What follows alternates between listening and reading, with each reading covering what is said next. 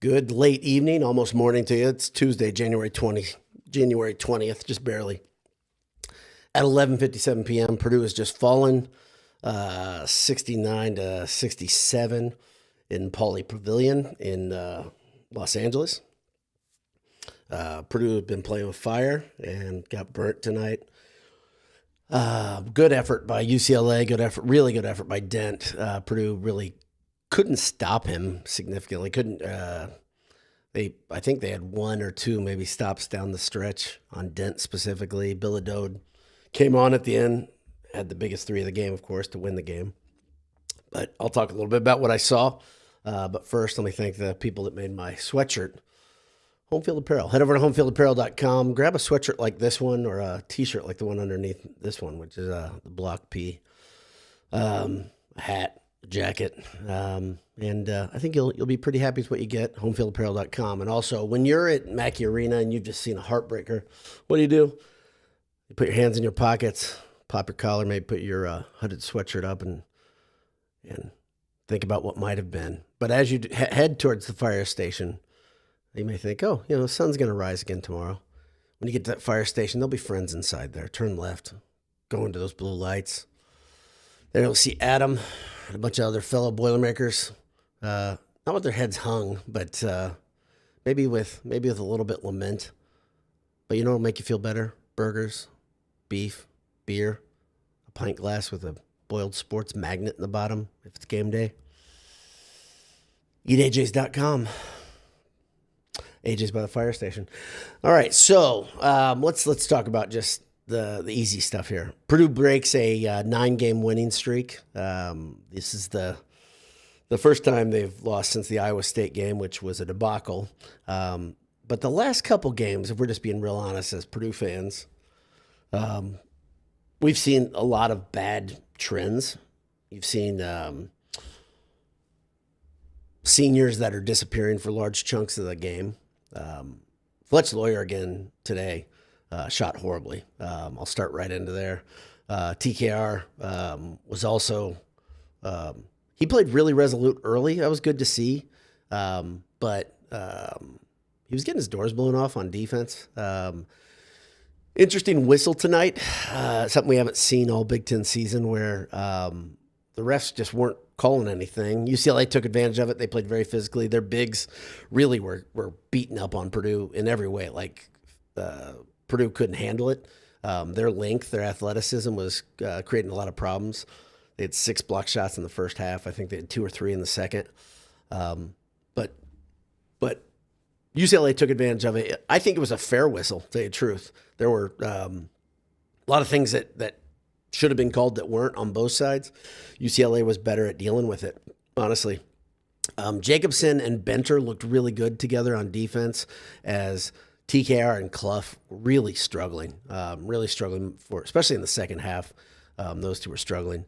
But Benner, Clough, Harris off the bench. Cox was great. And there's another guy I'm missing. But the bench, Purdue's bench, kept them in the game.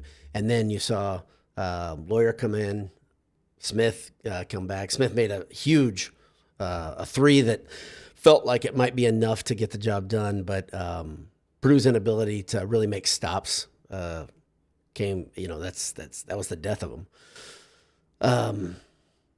Really solid play call. I wonder if Mick Cronin will complain about Purdue having to travel to the West Coast, because that little angry elf complains about everything all the time.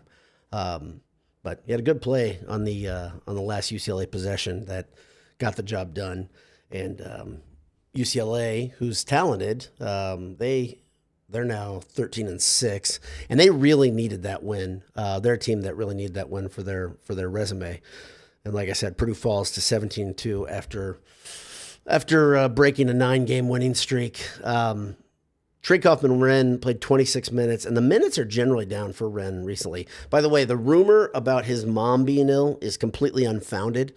It's something that has roots from Facebook, a bad article, I guess, and some of you guys said you had read it or saw it and brought it on here, and I said, if that's the case, it's too bad. His mom's not sick, and there was a really good source, a family member on Twitter, affirmed that his mom is not ill. So that's good news. But TKR finishes 4 of 6 from the floor, 10 points, 7 boards, 5 assists. Man, those numbers look pretty damn solid, if I'm being really honest. But he did look like he was struggling to me just to get the ball, especially in the second half. Looked really good in the beginning of the first half. It's good to see him kind of grit his teeth and just not take no for an answer, to get to the basket. Clough had a couple good minutes. He got a cheap, after all these fouls that they were allowing, he had a cheap high screen foul that they called. Purdue had a real problem, I think, with recognition, specifically the guards. Both Cox, Smith, Lawyer was doing it as well, where it seems like almost like little league stuff, like stuff when you have a 10-year-old son playing basketball. They weren't recognizing the situation, so it's almost like they were dribbling with their heads down, and they would go into the teeth of the long UCLA defenders and get their shot blocked. They did it at least 3 or 4 times early in the game. They did it again in the second half. Cox, I'm told Cox got fouled. That's what somebody told me. But if he dump the ball off to Smith, you'd have an easy 2. But it was kind of a universal problem. It was a weird problem too. It's something that I think Purdue has a pretty decent basketball IQ as a team, but the recognition was pretty poor, and it happened over and over and over. Speaking of CJ Cox, let me get Oscar Clough. 6 points. He had 4 boards. Pretty quiet game from Clough. CJ Cox, though, was really, really good. He was carrying Purdue when Purdue could find no offensive rhythm. I mean, Purdue only scoring 67 points is a low number for this team. UCLA's defense was stifling. But Cox had 16 points on 6 of 11 shooting, 5 boards, and 4 assists. Really filled the stat sheet. Braden Smith had 12 big points, but he was 5 of 13 shooting. I think his knee was bothering him. If you saw before the game, he was questionable. Still played. Wasn't walking with a limp, but if you ever bang knees with somebody, you know it can feel generally lousy.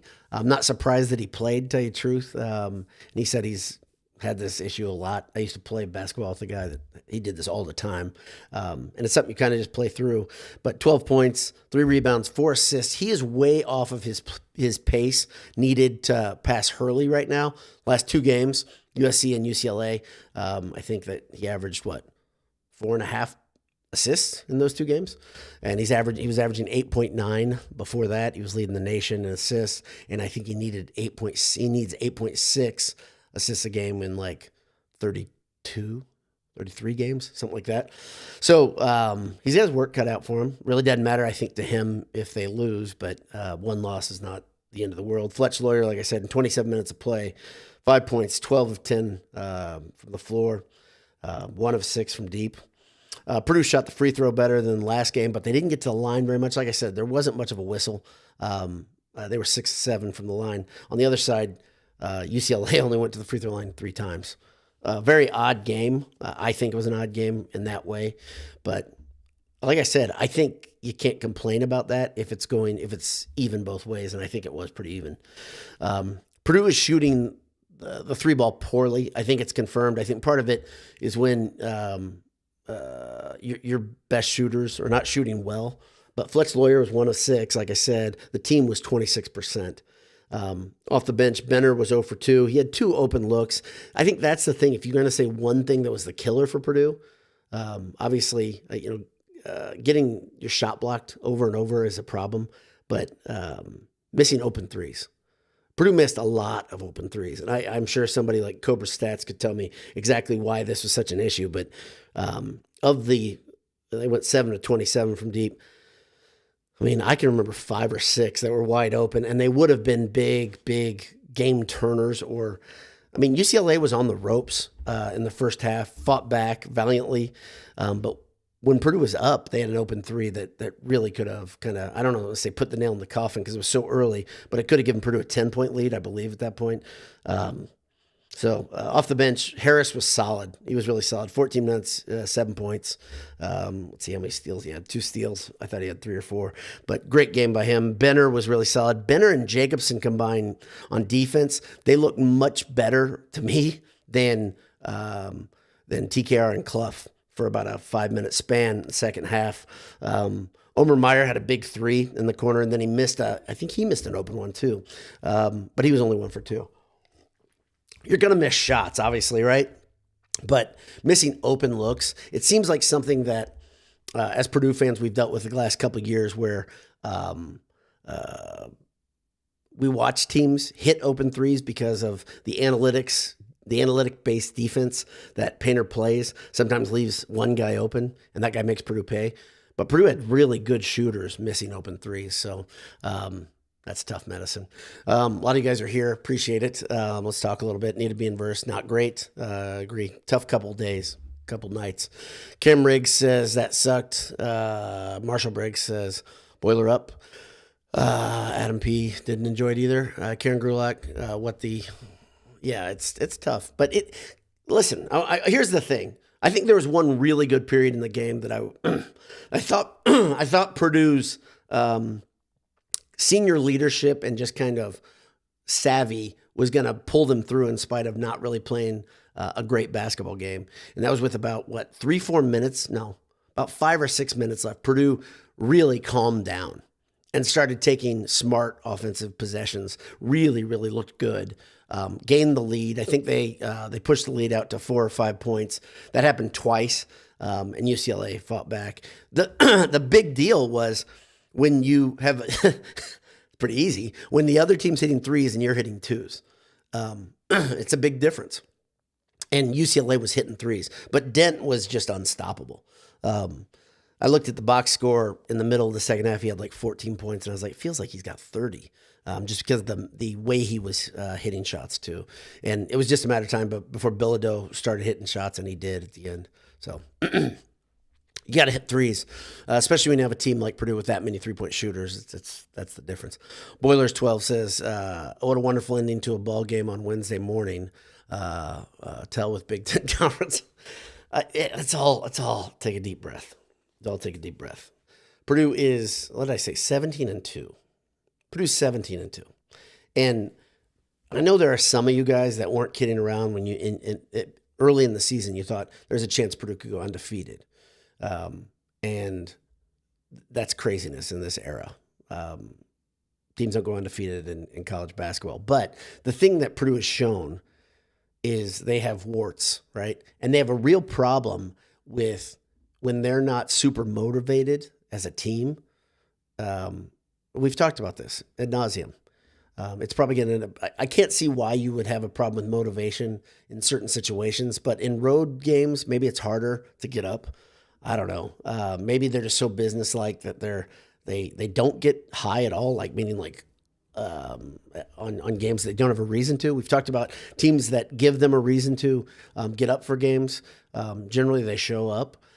Next game is Illinois at Mackey Arena, and that's a team that Purdue usually is up for, and it'll be back at Mackey, which will be good after this road swing. But it's a loss, but it's just a loss. So Purdue fans, I know we all want to see them win, but they have been playing with fire as a team.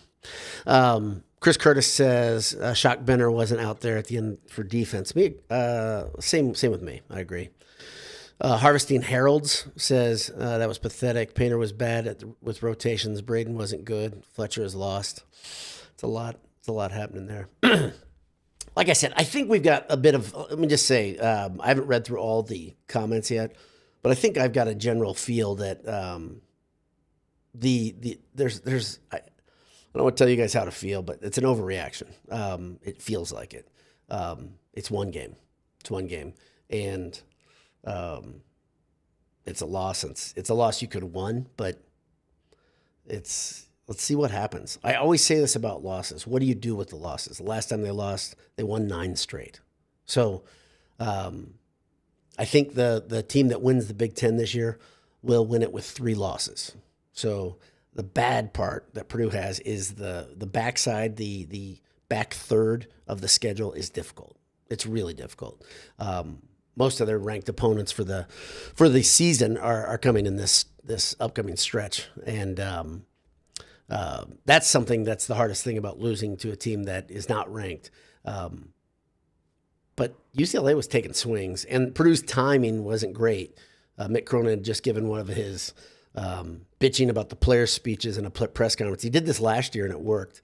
It's very countercultural, but he must have guys that he knows that can handle it, which is good. In some ways, I appreciate the players that can take that. On the other hand, I think it's bullshit to talk about players in public like that myself. But to each his own. I'm not a fan of his. Ellie Lovejoy says, I'm kind of sick of writing lawyers' coattails. You're writing his coattails? Lawyer's not playing good basketball right now offensively. He had a couple good plays defensively. He had a really big steal. He had a very big rebound when Purdue really needed it, when the game felt like it was teetering. So it's not all about offense, but he is not shooting well. He will come back. I'm positive of that. But this is a big cold streak. It's a big swoon, big slump, whatever you want to call it. T. Campbell says we look better with Harris and Benner out there. I agree. They both should have been gotten more minutes down the stretch. Cam Riggs says, I know the middle of the season gets rough. I'm starting to worry. Fletch can't end his career shooting this way. I'm not going to get... This is a good team. Purdue's a good team. I told you my perspective on the season changed after the Iowa State game. And my perspective on the invincibility of this team really changed. And it hasn't been really disproven to me. It's a good team. It's a deep team. It's the deepest Purdue team I can remember with the ability to score. But there's something to be said about a team that is just galvanized and is pissed off and sets their jaw and they just start rolling. And we really haven't seen that from this team, right? We haven't seen that attitude from this team. So while they're very talented and you've got guys that, you've got two former All-Americans, what's that worth this season? It's not worth much, right? So you got to prove it every night. Complaining about officials, crying about officials during the game, that sort of thing, instead of just making teams pay. Being the less tough team, that's tough. That's tough medicine. And Purdue has done that a couple times this season. So, but my perspective, like I said, on this team has changed a bit. So, and I'm not, they're one of the best teams in the nation. They are worthy of a top 5 ranking. And at the same time, I don't want to say the bloom is off the rose or anything like that, but it's kind of what I think. Like, it's just attitudes have to be different to be a truly great team, right? You got to have continuity to be a truly great team. You got to have belief in one another to be a truly great team. And I'm not saying there's any problem in the locker room with these guys, but there is a problem game in, game out with attitudes and playing with a chip on your shoulder and that sort of thing. And Purdue doesn't have that. They don't have that idea as a team. You know what? I'm not going to read any more comments because I'm not real happy right now. And a lot of people are pissed off too. And I think there's overreaction happening. So appreciate everybody being here. And I have to get up at 4:45. So Purdue is 17-2, and next up is Illinois on Saturday. So, but I appreciate everybody tuning in. Here's the thing. Sun's going to rise tomorrow. I can tell you, though, for me personally, my attitude isn't great because of what happened last night. I didn't watch the game at all. But if your universe didn't change last night, and I don't know how it could have or how it couldn't have, I wanted to see a win just because I really wanted to see something that was fun. And so I'm trying to talk myself down. But my perspective on the team doesn't really change because of this loss. It's just they got to come correct every game, and they've got to have better attitudes, and they've got to play hard every game. You can't coast through. It doesn't matter how good you are. But all the things that were in front of them before that, the UCLA game, are still in front of them. So go on another 9-game tear, you win the Big Ten. Full stop. Go on another 9-game tear, though. If you go on a 9-game tear with the schedule that's in front of you, it's wild because this schedule is absolutely monstrous. And I'll tell you when you look at this, next up, number 11, Illinois at Mackey. Then you play at IU. Then you play at Maryland. Okay, no problem. Versus Oregon. Then at Nebraska. Then you've got at Iowa. Iowa took Purdue, had them on the ropes already. So that's going to be a tough one. Then you go, you play Michigan. Think that one's going to be tough. IU again, Michigan State. And then you get some games that you should win towards the end. But in the end, you got at Northwestern, which has been historically difficult. The next 7-8 games, though, are absolutely critical, right? So, I always try to look at things and say, okay, if you can do this, then you're in good position. But going 2-0 on this West Coast swing would have put Purdue in a really good position to win the Big Ten title. You may not really care all that much about the Big Ten title. For me, the Big Ten title is all about the seeding. Get a 1 or 2 seed in the NCAA tournament, right? That simple. But, yeah, a lot of people here, and my screen just went blank, but it's probably better. Like I said, sun rises tomorrow. Purdue 17-2. God bless you. Hammer down. Talk to you soon. See you.